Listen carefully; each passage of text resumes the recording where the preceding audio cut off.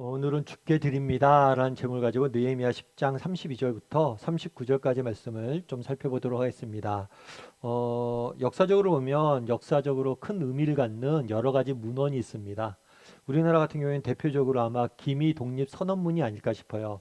1919년에 일제 치하에 있었던 그 당시에 민족의 지도자 33명이 함께 모여서 서명하고 최남선 선생님이 쓰신 기미 독립 선언문, 이 선언문으로 인해서 3.1 운동이 일어나고 독립과 조국의 독립과 해방을 위해서 많은 사람들이 함께 했었던 그런 계기가 되었던 문서가 바로 이 기미 독립 선언서입니다.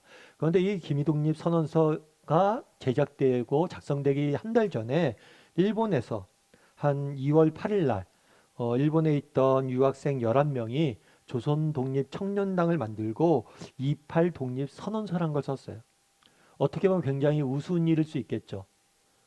젊은이들 11명이 모여서 무엇을 안다고 자국의 나라의 독립에 대해 선언을 합니까? 그런데 이 청년들이 11명이 모여서 독립선언서를 써요. 그리고 이거를 발표합니다. 이로 인해서 많은 유학생들이 도전을 받아요. 그래서 그 당시에 일본이나 타국에 있었던 많은 유학생들이 우리나라로 돌아오게 됩니다. 그리고 이 사람들이 밑거름이 돼서 3.1 운동이 일어나게 된 거죠.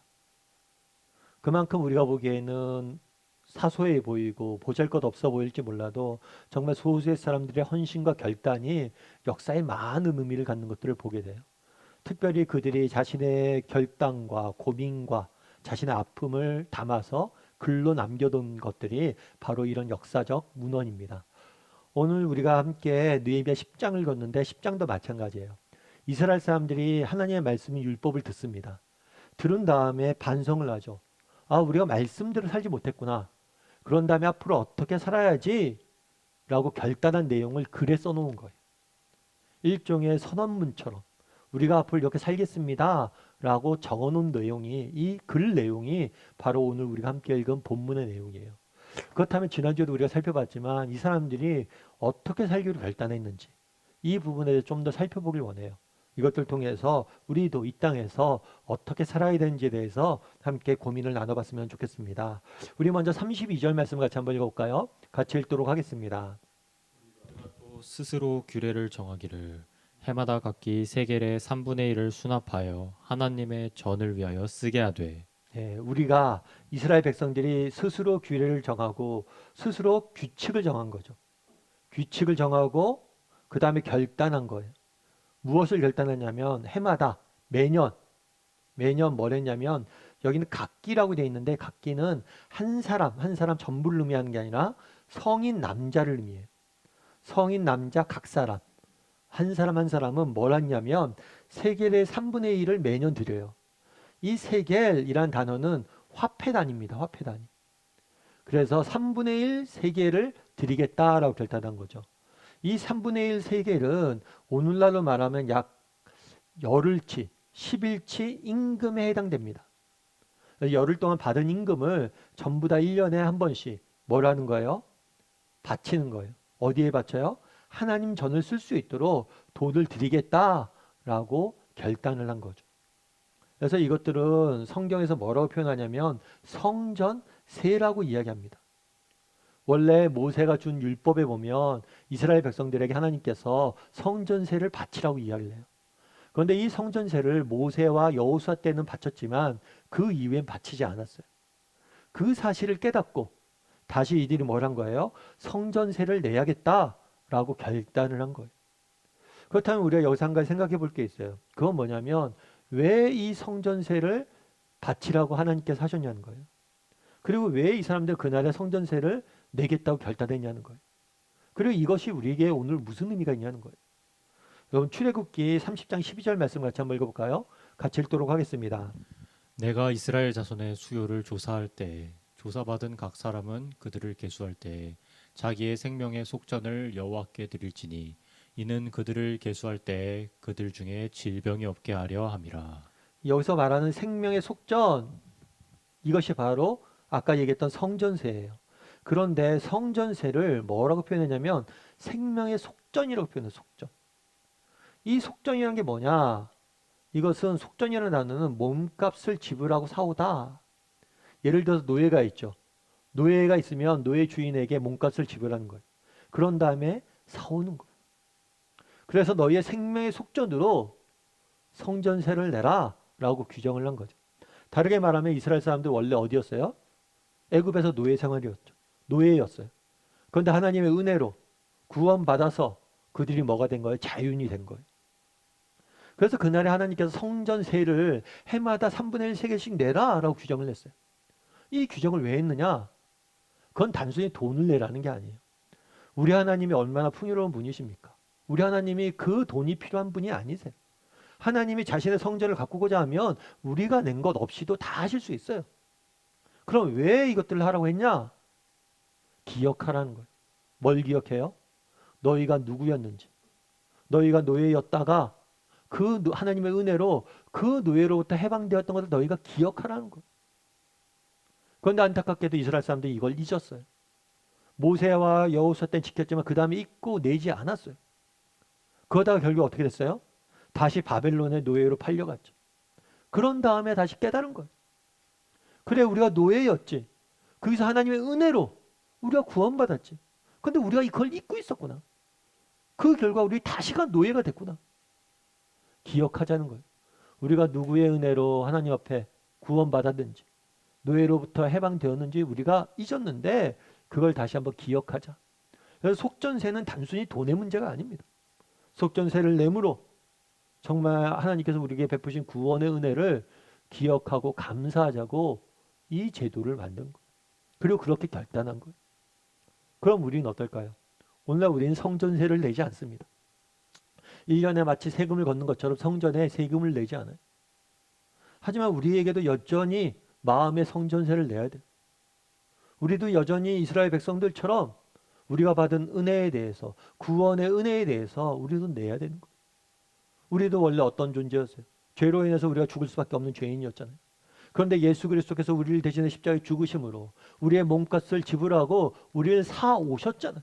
우리가 해방되었잖아요. 죽음으로부터 해방되어지고 영원한 생명, 부활과 영원한 생명을 약속받았잖아요. 우리 역시 마찬가지라는 거예요. 이스라엘 백성들이 성전세를 내지 않고 하나님이 베푸셨던 은혜를 잊었던 것처럼 우리도 언제든지 잊을 수 있다는 거예요. 따라서 우리도 결단해야 돼요. 뭘 결단해야 돼요? 성전세를 내기로. 정말 하나님께서 베푸신 구원의 은혜를 내가 기억하며 감사하는 삶을 살겠다고 결단할 수 있어야 돼요. 여러분, 제가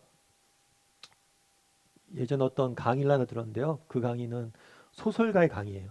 이 소설가는 굉장히 유명한 소설가입니다. 나이가 좀 들으셨어요. 60대예요. 60대. 60대고 소설가로 굉장히 인기가 있다 보니까 소설을 쓰는 것마다 베스트셀러예요. 그러니까 소설도 가도 인기도 있고 돈도 많이 버셨어요. 그리고 그날 강의하는데 강사료도 꽤 많이 받으시면서 강의를 하시더라고요. 그러면서 이 사람이 그런 얘기를 해요. 강의 도중에. 젊은이 한 명한테 질문을 합니다.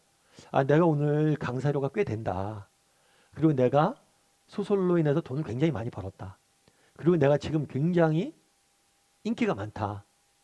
그러면 만약 할 수만 있다면 당신과 내가 인생을 바꾸면 어떻겠냐? 당신이 20대 젊은이인데 내가 당신의 입장으로 아무것도 없는 20대로 돌아가고 당신이 내 대신에 나 대신에 내 인생을 살라고. 우리 바꾸겠냐고 인생을. 바꿀 수 있다면 바꾸겠냐고. 일단 젊은이가 뭐라고 답했을까요? 안 바꾼다고. 왜 안 바꿔요? 내가 돈도 더 많고 내가 더 명예도 있고 내가 가진 게 훨씬 많은데 왜 안 바꾸냐고. 당신은 가진 것도 하나도 없는데. 대신 저는 젊잖아요. 이 질문을 의도적으로 한 거예요. 기억하라는 거예요. 많은 젊은이들이 내가 아무것도 안 가졌다 생각할 수 있지만 정말 가장 중요한 걸 갖고 있다고. 그건 뭐라고요? 젊음을 갖고 있다고. 내가 가진 명예, 돈이가 아무것도 아니에요. 당신들 젊음이 있다고. 제가 그 강의를 들으면서 되게 인상이 깊었어요. 마찬가지죠. 여러분, 우리가 정말 우리 인생에 소중한 게 뭐예요? 젊음, 다르게 말하면 생명 아니에요? 정말 우리가 언젠가 죽음 앞에 쓸 겁니다. 그럼 우리가 누리고 있는 이 생명이 얼마나 귀하고 값진 것인지 알게 될 거예요. 우린 그걸 가진 사람들이죠. 그런데 정말 우리 감사가 있습니까? 정말 구원받고 우리에게 영원한 생명이 약속되어 있고 정말 우리에게 생명이 있다는 것. 그것으로 해서 감사가 있냐는 것. 이스라엘 사람도 잊었어요. 감사하지 못했어요. 다시 기억하는 거예요. 우리가 감사해야겠다. 헬런 켈러라는 분을 아실 거예요. 아마 헬런 켈러는 태어난 지 19개월 되던 때 뇌수막염으로 인해서 눈과 귀를 멀게 되죠. 앞이 안 보이고 듣지 못해. 여러분, 19개월 된 이제 2살도 안 된 아이가 평생을 앞을 보지 못하고 듣지 못하고 살아간다는 게 얼마나 괴로운 인생이겠어요. 그런 인생이 얼마나 고통스러운 인생이겠어요. 근데 헬렌 켈러가 그런 이야기를 하는 거예요. 행복의 한쪽 문이 닫힐 때 다른 쪽이 열린다. 하지만 우리는 그 닫힌 문만 오래 바라보느라 우리에게 열린 다른 문을 못 보고 난다. 자기의 이야기. 내가 뭘 했냐면 그 닫힌 문만 오래 바라봤다는 거예요. 정말 앞을 보지 못하고 듣지 못함으로 인해서 내 인생을 원망하고 비관에 빠지고 자기 인생을 그렇게만 살아왔다는 거예요. 그런데 선생님을 만난 다음에 정말 인생의 또 다른 가치에 대해서 행복에 대해서 느끼고 살게 되었다는 거예요. 다른 쪽 문이 열린다는 거예요. 참 이 얘기를 들으면서 굉장히 공감이 됐어요. 우리도 마찬가지 아닙니까? 우리 인생에 문제가 없는 사람이 어디 있어요?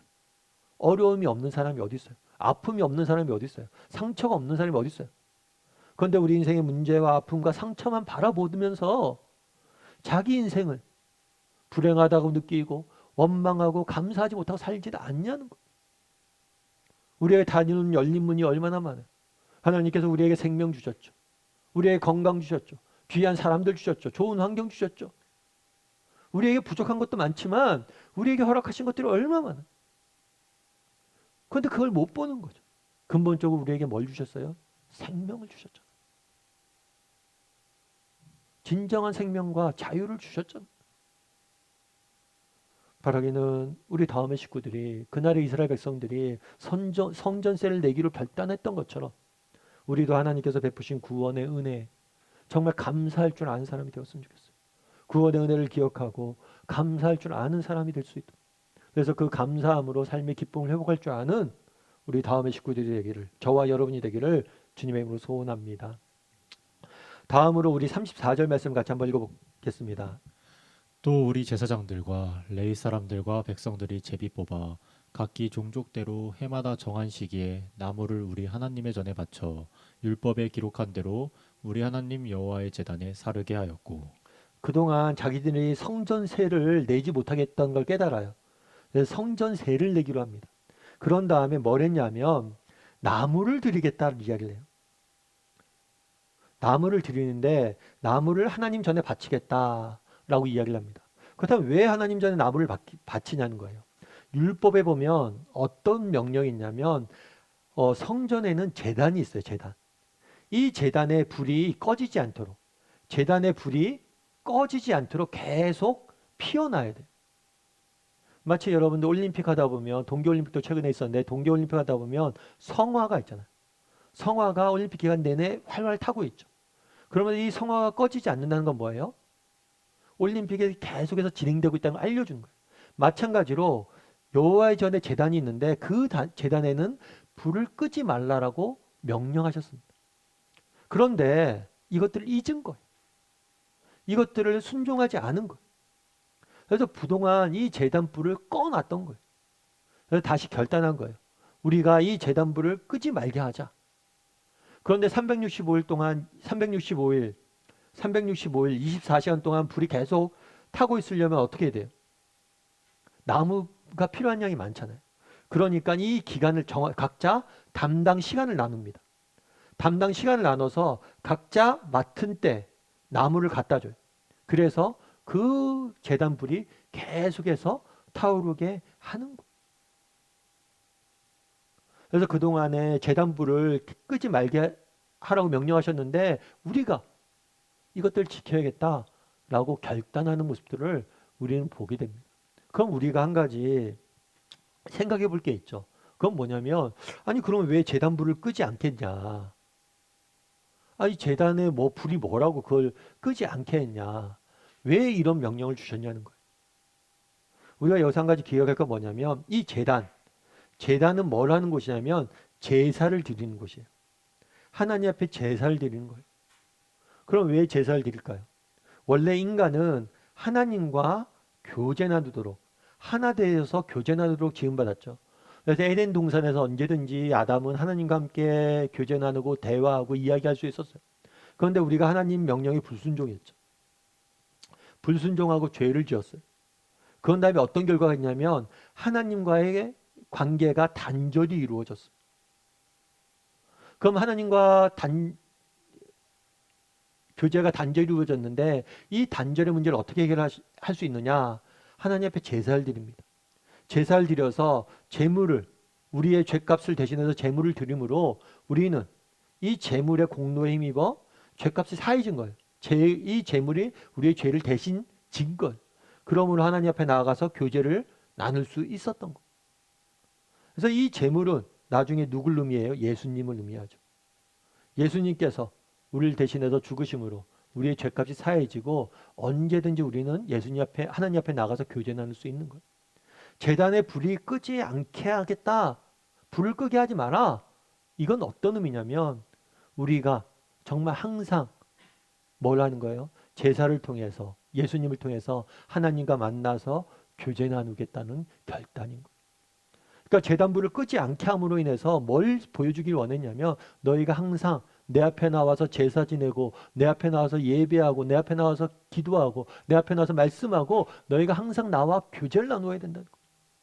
그런 상징으로서 불이 켜져 있는 거예요.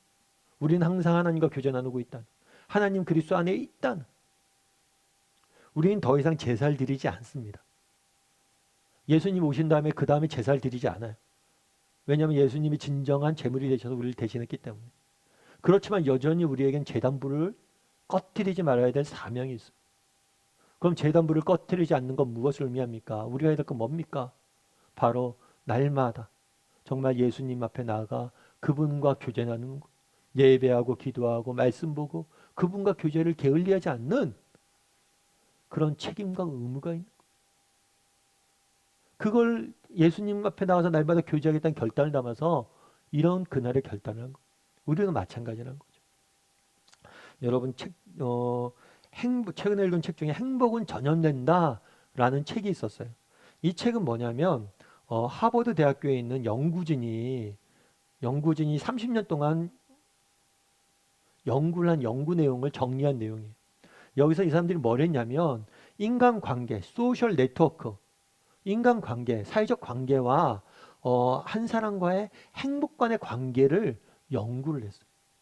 근데 연구를 하면서 이 사람들이 되게 재밌는 거를 발견을 했어요. 그래서 예를 들면 그림이 잘 안 보일 텐데 여기 파란색이 있다. 파란색은 행복도가 굉장히 낮은 사람. 근데 초록색은 행복도가 굉장히 높은 사람. 이 사람들을 네트워크를 쭉 조사를 해보니까 되게 재밌는 건 뭐냐면 행복한 사람들은 행복한 사람끼리 모여 있고 불행한 사람들은 불행한 사람끼리 모여 있다. 그래서 이 책에서 얘기하는 것 중에 하나는 뭐냐면 당신이 정말 행복하고 싶다면 뭘 하라는 거예요? 행복한 사람을 가까이 두라는 거예요. 내 주위에 행복한 사람이 있잖아요. 그럼 내가 행복할 확률이 15%가 높아진대. 선한 영향력을 받는 거죠. 행복한 사람이 있으니까 그 사람이 뿜어내는 선한 에너지가 있잖아요. 그걸로 인해서 행복해진다. 참 제가 이 책을 읽으면서 제가 젊었을 때 목사님에게 들었던 얘기가 많이 생각났어요. 저희가 이제 목회자가 이제 되려고 했을 때 늘 했던 얘기가 목사님 그런 얘기를 했어요. 목사는 좀 밝아야 된다. 밝은 에너지가 있어야 된다. 그래서 누군가 너와 만났을 때 참 밝은 에너지를 받아야 된다. 그래서 내면에 밝은 에너지가 있는 게 굉장히 중요하다. 참 그게 일리가 있는 것 같아요. 여러분 우리는 어때요? 여러분은 정말 행복에 선한 영향을 미치는 사람이에요. 누가 나를 만남으로 해서 더 행복해지게 만드는 사람이에요? 아니면 나를 만나서 없던 불행도 생기는 사람? 내가 어떤 영향력을 미치냐는 거. 저는 우리 그리스도인들이 다음의 식구들이 정말 선한 영향력을 미치는 사람이 되었으면 좋겠어. 행복을 전파하는 사람이 되었으면 좋겠어. 그러기 위해서 뭐가 해야 돼? 우리 스스로가 내 안에 밝은 에너지가 있고 정말 밝고 행복한 에너지를 분출해야 돼. 그래서 누군가 저희랑 만났을 때, 아, 저 사람이랑 참 만나면 마음이 맑아져. 밝고 긍정적으로 돼. 이런 선한 영향력을 미쳤으면 좋겠어. 저 사람 만나면 머리가 아파. 이게 아니야.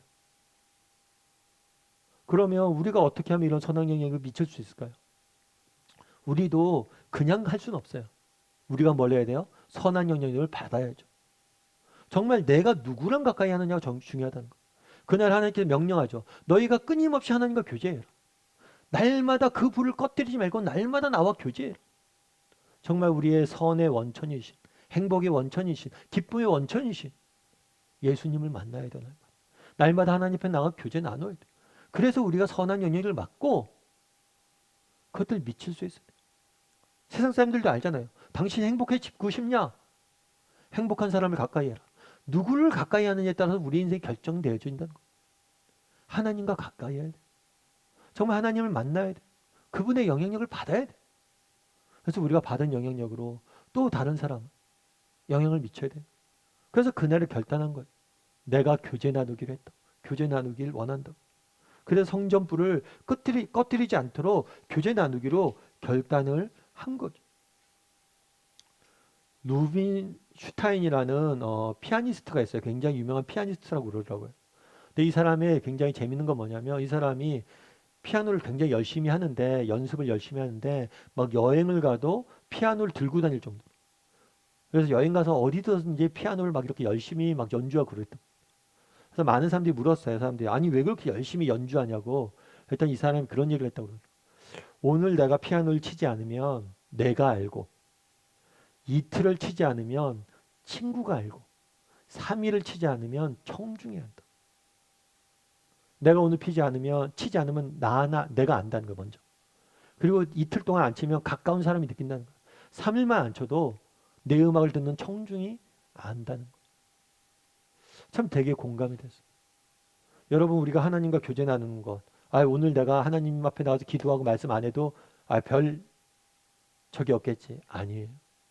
그 하루가 우리를 만드는 거예요.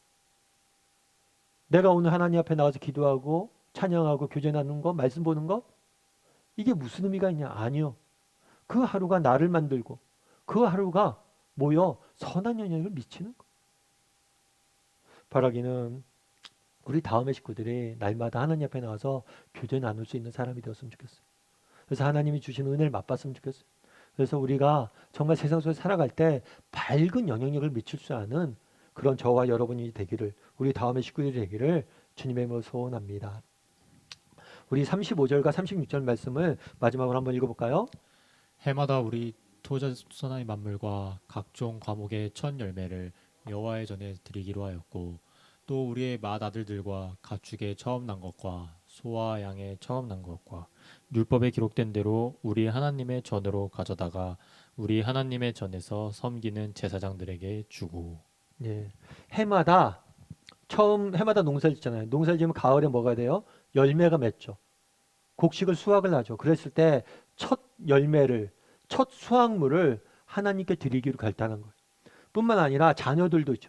자녀들의 첫 번째 아들을, 그리고 가축들도 처음 난 것을 다 뭐 하는 거예요? 하나님께 드리기로 결단한 거예요. 율법이 그렇게 명령했기 때문에 우리도 드리겠다라고 결단을 한 거예요. 그렇다면 왜 하나님께서는 이렇게 첫 번째 난 것을 드리라고 이야기했을까요?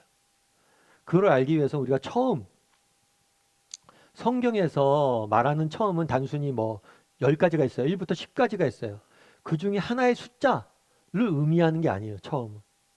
이 처음이란 건 무엇을 의미하냐면 성경에서 가장 소중한 것을 의미해요. 뿐만 아니라 처음은 뭘 의미하냐면 전부를 상징을 해요. 대표성을 갖는 거예요. 대표성. 그래서 첫 번째 걸 드린다는 건 뭐예요? 전부를 드린다는 의미예요. 그래서 애굽에서 하나님께서 재앙을 내리실 때 애굽의 장자가 죽음을 맞습니다. 그런데 애굽의 장자가 죽었다는 건 애굽의 모두가 죽었다는 거예요. 장자는 대표성을 갖기 때문에 그 중에 하나가 아니에요. 10가지 중에 하나가 아니라 전부를 상징하는 거예요. 그리고 예수님, 하나님께서 예수님을 우리를 대신해서 십자가에 죽게 하셨죠. 우리에게 예수님을 주셨다라고 성경 표현해요. 이 예수님이 장자잖아요. 그러니까 예수님을 우리에게 주셨다는 건 가장 소중한 것을 주셨고 하나님은 우리를 위해서 전부를 주셨다는 의미예요. 뿐만 아니라 예수님께서 부활하셨잖아요.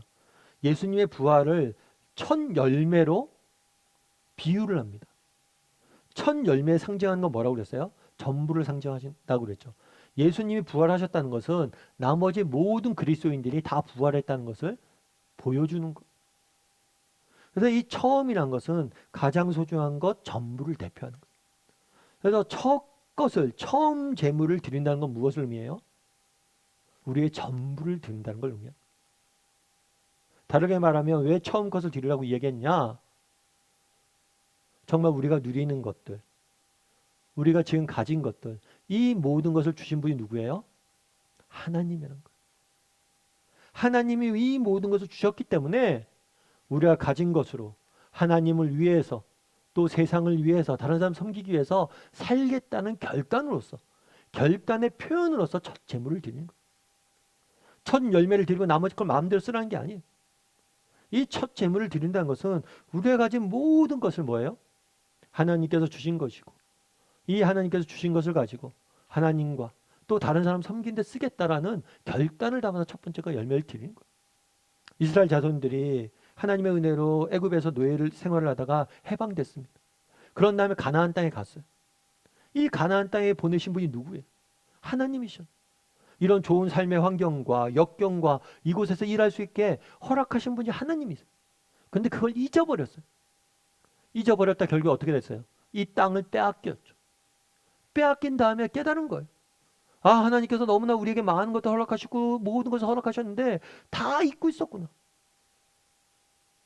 그리고 다시 깨달은 거. 이 모든 것을 주신 분이 누구라고요? 하나님.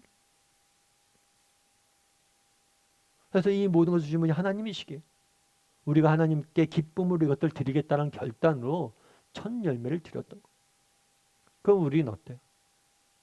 여러분 우리가 가진 것들, 지금 우리가 누리는 것들 정말 하나님께서 주신 것임을 믿으세요? 아니 목사님 제가 열심히 일해서 제가 번 돈인데요. 그렇죠. 열심히 일해서 번 돈이에요. 그런데 정말 내게 건강 주시지 않았다면 내게 지혜 주시지 않았다면 정말 우리에게 대한민국이라는 땅에 태어나게 하지 않았다면 정말 여러분들이 누리고 있는 걸 누릴 수 있어요? 우리가 누리는 것들 내 능력 내 힘으로 된 것 같지만 다 하나님이 주신 거예요. 이스라엘 백성들은 자신의 능력과 자신의 힘으로 이것들을 누렸다고 생각했지만 아닌 걸 깨달은 거. 그런 다음에 뭐란 거예요? 하나님께 기쁨으로 이걸 드리기로 결단한 거. 바라기는 우리도 정말 우리가 지금 가진 모든 것들을 주신 분이 하나님이실 기억하고 정말 하나님께서 주신 것을 가지고 하나님 나라와 정말 다른 사람을 섬기는데 쓸 줄 아는 사람이 되었으면 좋겠어요. 우리의 재능과 우리의 시간과 우리의 능력과 정말 우리의 주신 재물들을 가지고 소유를 가지고 하나님과 사람들을 섬기는 데 쓸 줄 아는 사람이 되었으면 좋겠어요. 제가 청년 때 목사님 이제 아는 목사님 계셨는데 그 목사님이 했던 말 얘기가 굉장히 제가 인상이 남았어요. 뭐가 남았냐면 야 요즘 젊은이들이 교회 와서 봉사하고 하면서 맨날 헌신한다. 내가 교회에 헌신했다. 내가 교회에 희생했다라고 이야기하는데 그 헌신과 희생이 맞는 얘기인지 모르겠다 자기는. 그러면서 여러분들 주식을 사는데 삼성전자 주식을 사요. 그런 다음에 여러분 내가 삼성전자 주식을 샀으니까 희생했다라고 얘기하는 사람이 있어요? 삼성전자를 위해서 내가 희생했다라고 이야기하는 사람이 있냐고. 삼성전자 주식을 사고 희생했다 헌신했다 얘기하는 사람 없어요. 왜 없어요? 투자했다라고 이야기하죠. 왜요? 그 회사가 잘 될 걸 아니까. 나중에 이익이 될 걸 아니까. 하나님 나라도 마찬가지란 거. 여러분 이 땅의 것들은 다 사라집니다. 하지만 우리가 하나님 나라를 위해서 헌신했던 것들, 하나님 나라를 위해서 내가 썼던 것들, 우리가 드렸던 모든 것들은 사라지지 않아요. 영원한 하나님 나라, 하나님 그곳에서 우리가 다 갚아주실 거예요. 그런데 여러분들 젊은이들 뭘 교회를 위해서 헌신했다고 그러고 하나님 나라를 위해서 헌신했다고 그러고 희생했다고 얘기하냐고. 그 얘기를 목사님이 젊었을 때 했거든요. 참 그게 되게 많이 도전이 됐어요. 우리 희생하는 거 아니에요. 왜냐하면 우리는 영원한 나라에 영원한 건 아닌 거죠. 제가 아는 후배가 한 명인데 그 후배가 그런 얘기를 했어요. 20대 때 그 친구도 저희들처럼 청년 때 은혜를 받은 거죠. 은혜를 받아서 그 친구는 20대니까 아, 내가 정말 하나님 앞에 정말 20대 10년의 시간이 있는데 그 중에 10분의 1, 1년 하나님 앞에 드리고 싶다. 그래서 뭘 했냐면 인도에 단기 선교를 갔어요. 장기 선교죠. 1년 선교를 갔어요. 인도에 선교 가서 야, 너 어땠냐? 아, 형 너무 힘들었다고. 그렇겠죠. 환경이 너무 안 좋으니까. 환경이 안 좋은데 가서 사는 것만 해도 힘든데 거기 가서 선교해야 되고 환영하지 않잖아요. 그 나라에서. 그리고 곳곳에 더 언제든지 테러도 일어날 수 있고 위험하고 그곳에 1년을 보낸 거예요. 너무 그때 힘들었대. 그런데 그 얘기하더라고. 그런데요. 정말 그때 너무 힘들었는데 제 인생의 가장 자랑스러운 시간이 그 1년이었다. 그리고 언젠가 하나님 앞에 나가면 내가 정말 하나님 앞에 뭐 자랑할 게 없는데 그 1년만큼은 자랑할 수 있을 것 같다고. 그래서 너무 소중한 시간이었다고. 여러분 우리가 언젠가 하나님 앞에 갈 거잖아요. 하나님 나라에 들어갈 거잖아요. 그런데 그날에 자랑할 것이 하나 있습니까? 자랑할 게 있어야 될 거 아니에요. 내가 그래도 정말 힘들고 어렵지만 그래도 교회 반주 봉사를 제가 젊은 날부터 꾸준히 해왔습니다. 그거 하나만 내가 자랑하고 싶습니다. 내가 딴 건 몰라도 주일 예배만큼은 빠지지 않고 목숨처럼 지켰습니다. 정말 이런 게 희생이고 헌신입니까? 아니요. 자랑거리라는 거예요 다. 그 나라의 이스라엘 백성들은 깨달았어요. 뭘 깨달았어요? 야, 정말 이 모든 것을 주신 분이 하나님인데 우리가 잊고 있었구나. 이 땅을 주신 분이 하나님인데 잊고 있었구나. 그래서 우리가 땅을 빼앗겼구나. 다시 기억하자는 거예요. 이 땅을 주신 분이 누구신지 기억하고 우리가 이 모든 곡식들을 걷게 하신 분이 누구인지 기억하고 이 자녀를 주신 분이 누구인지 기억하고 그분께 드리자. 이것들 기억하고 정말 이것들 가지고 하나님과 사람들 섬기는 데 쓰자. 결단한 거. 바라기는 우리 다음의 식구들도 정말 우리의 가진 모든 것을 주신 분이 누군지 기억하고 그것들을 가지고 하나님 나라와 다른 사람을 섬기기 위해서 쓸 줄 아는 저와 여러분이 되기를 주님의 이름으로 소원합니다.